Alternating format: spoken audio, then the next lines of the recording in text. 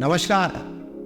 विनाश और पराजय के बावजूद भी जापान कैसे उठ खड़ा हुआ? जापान कैसे विश्व की तीसरी सबसे बड़ी अर्थव्यवस्था बन गया? जापान कैसे विकसित राष्ट्र बन गया? जापान ने एक बहुत बड़ी त्रासदी सही थी। द्वितीय विश्व युद्ध में जापान के ऊपर अमेरिका ने परमाणु बम गिराए थे 1945 में, हिरोशिमा और नागासाकी में। लाखों लोग मारे गए। जापान की अर्थव्यवस्था पूरी तरह चौपट हो गई। वहां की आर्थिक स्थिति, वहां की सामाजिक स्थिति और वहां के लोगों को रहने वाले स्वास्थ्य, रहन सहन भी खराब हो गया।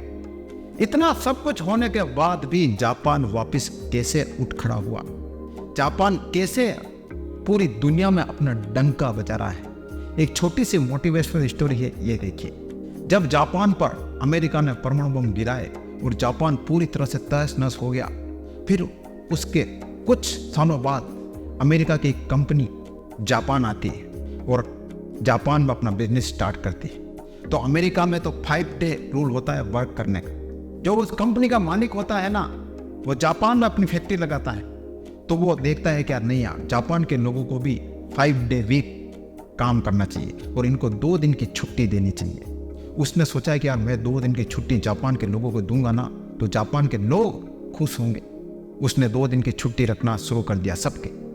लेकिन उसको बड़ा आश्चर्य हुआ, सडन सरप्राइज हुआ उसको कि वहां के जो लोग काम कर रहे हैं वो विरोध कर रहे हैं। वो उस फैक्ट्री मालिक को कह रहे हैं कि हमें 2 दिन की छुट्टी नहीं चाहिए, हमें तो सिर्फ 1 दिन संडे की छुट्टी चाहिए। वो उस कंपनी का मालिक जो अमेरिका का था, वो थोड़ा सरप्राइज हुआ कि यार मैं तो और इनको आराम देना चाहता था, इनकी अच्छा ये काम करते हैं तो मैं इनको और अच्छा इनकी प्रशंसा करना चाहता था, और ये तो छुट्टी लेने नहीं चाहते, ये तो विरोध करना। तो उसने उन जापानियों से पूछा कि मैं तुमको वो 5 डे वीक करना चाहता हूँ, तुमको 2 दिन की सप्ताह की एक्स्ट्रा सैलरी देना चाहता हूँ, लेकिन तुम तो सिर्फ संडे की मांग रहे हो, ऐसा क्यों? तो जापानी लोग क्या कहते हैं पता है आपको? जापानी लोग कहते हैं कि अगर तुम हमको 2 दिन की छुट्टी दोगे ना, तो हम 2 दिन घर पे बैठे बैठे आलसी बन जाएंगे, हमसे मेहनत नहीं होगी, हम बेकार हो जाएंगे और हमारे पास फिर पैसे होंगे, हम घूमेंगे फिरेंगे और फिजूल खर्ची करेंगे, हमारी आदत बिगड़ जाएगी, हमारे राष्ट्र का चरित्र खत्म हो जाएगा, हम बेकार बन जाएंगे। इसलिए हमें 2 दिन की छुट्टी नहीं चाहिए, हमें सिर्फ 1 दिन की छुट्टी चाहिए बस। अगर आप हमें 2 दिन की छुट्टी दोगे ना, तो हम आलसी बन जाएंगे, हम काम नहीं कर पाएंगे। तो ये बात सुनकर उस फैक्ट्री का मालिक उन जापानियों के आगे नतमस्तक हो गया और उसने कहा कि इसी कारण से जापान आज वापस उठ खड़ा हुआ। आप लोगों के कारण ही जापान बहुत ही आगे बढ़ जाएगा। इसी कारण से जापानी लोगों के आपने देखा होगा, उनको स्वास्थ्य बहुत अच्छा रहता है, वो बहुत लंबा जीते हैं और वो हमेशा एक्टिव रहते हैं।